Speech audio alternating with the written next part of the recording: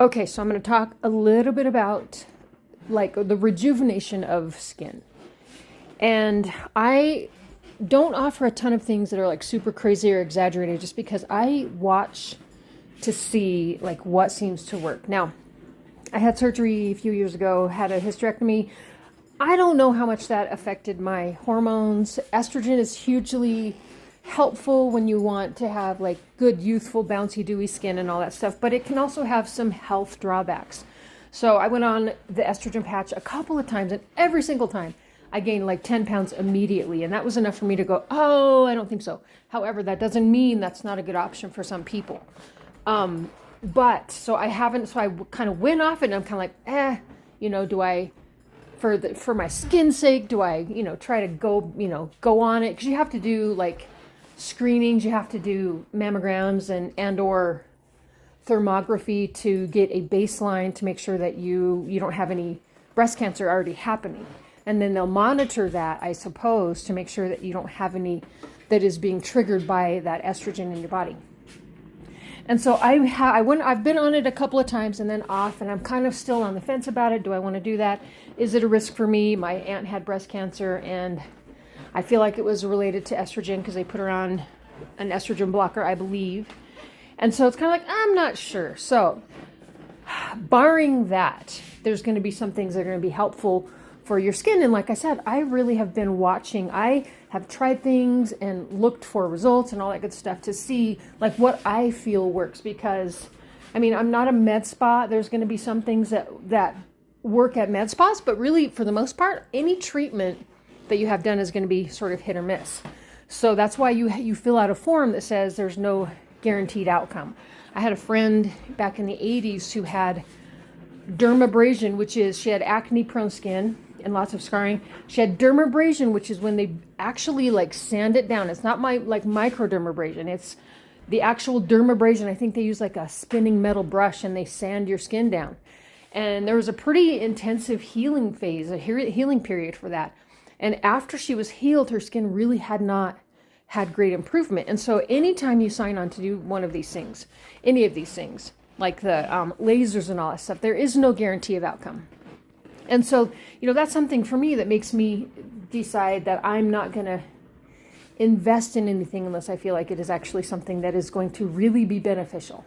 Well, recently, and I just watch and see. So my perspective is a lot of the time, skincare is going to matter. What you put in your body is going to matter. Like for some people, collagen powder is very helpful because if your body doesn't have sort of the rough ingredients to build collagen with, it's not going to build collagen very well. So things like vitamin C internally, all sorts of things can help you to, have better skin. Cutting back sugar, like way back, because sugar can cause glycation, which is a sort of crinkly wrinkling of the skin. And so there are things that you can do and things that you should do. However, I like to work on a kind of like I would say more microscopic level, but just really kind of like the lower level. And so recently I, kind of found that my skin was really losing elasticity. It was like all of a sudden.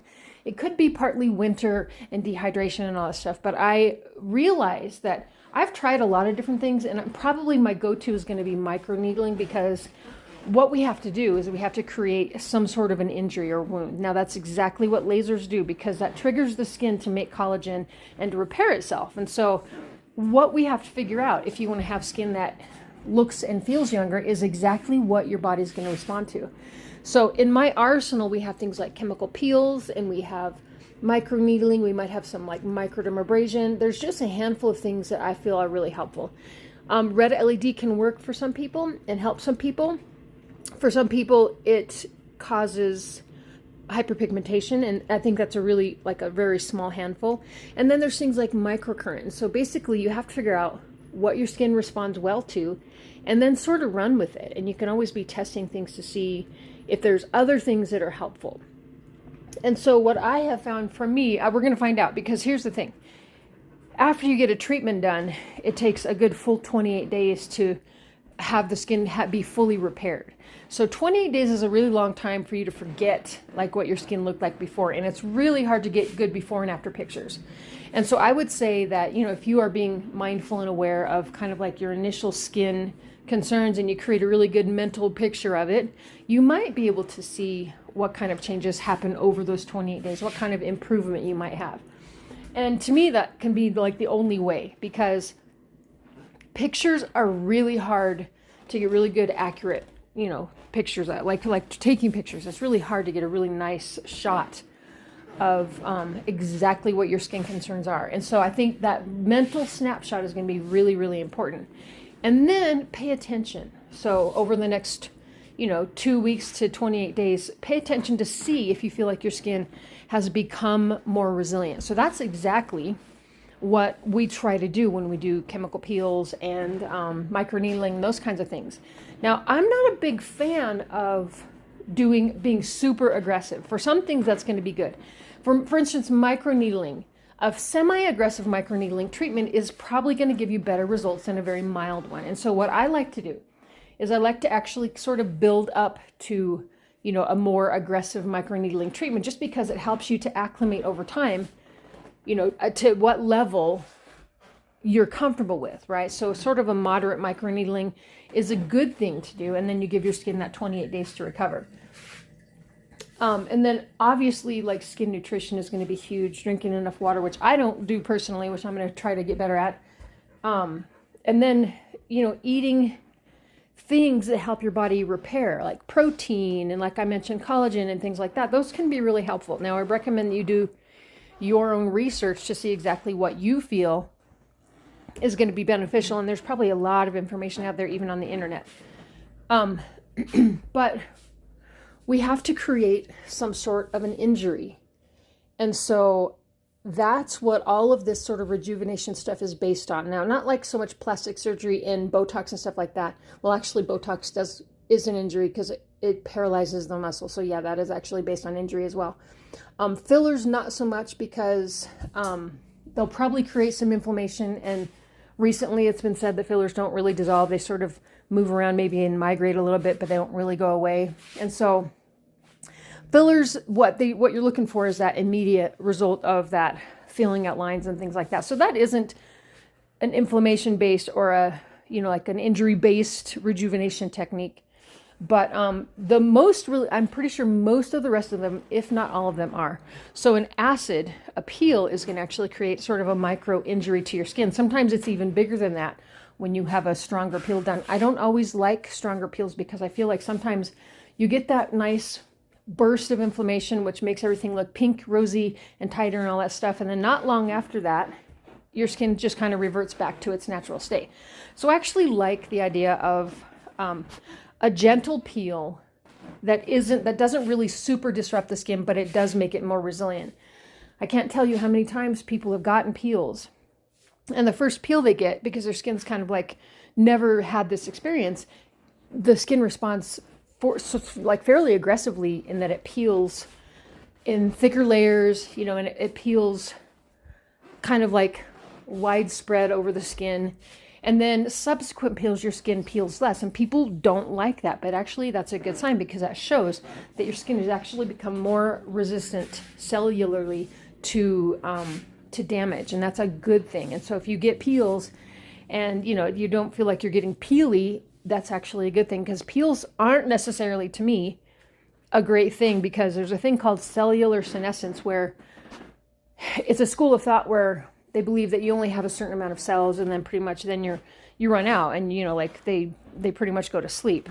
And so if that's a true theory, which there's no way to know, that would mean that you don't necessarily want to overly exfoliate some of those layers on a repeated basis, because then it's going to thin your skin, and you're going to end up with like paper thin skin. So I sort of subscribe to that a little bit, where I'm like, we don't know, so I feel like it's best to be more cautious. Microneedling is another thing that can actually cause a little bit of shedding, which is actually good, because it's not a ton of shedding, but it's enough to get that cell turnover increased, and sometimes enough to exfoliate enough to the point where you can actually remove some of those deeper, like clogged pores and stuff like that. But it takes time, and it takes attention, and it takes focus. Now, I'm also going to mention skin care. We have to find the skin care that our skin responds to, because everybody is vastly different. And so you have to find out, no matter, like, even if you have to search, even if you have to try a handful of different things, you have to find out what works for you exactly, right? And so that's a whole nother thing. But the skincare support is going to be really, really important to make sure that your skin has what it needs to restore and repair itself after you do something like a mild chemical peel or microneedling or something like that.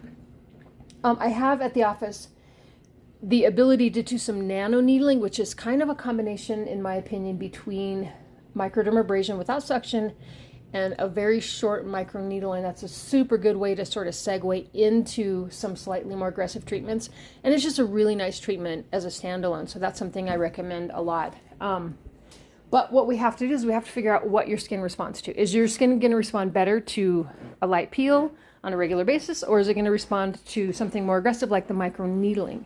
And so those two, I think, are the big tools that I personally have to help the skin rejuvenate itself. And the thing about laser, about microneedling, is that it's been said to be comparable to like a Fraxel laser over time. And so I don't know about you, but I would prefer to have a more gradual, like, transformation than to go, kind of undergo the risk of laser, because lasers don't always work for everybody. Some people they work great for, some people they don't. Some people are actually injured from having laser treatments. And so I like the idea of the gradual transformation of microneedling, which can be really helpful and really beneficial. Again, you have to do the other things right. Hydrate, eat right, get sleep for sure. That's one I haven't mentioned. And then make sure you're using skincare that actually gives your skin nutrition from the outside in.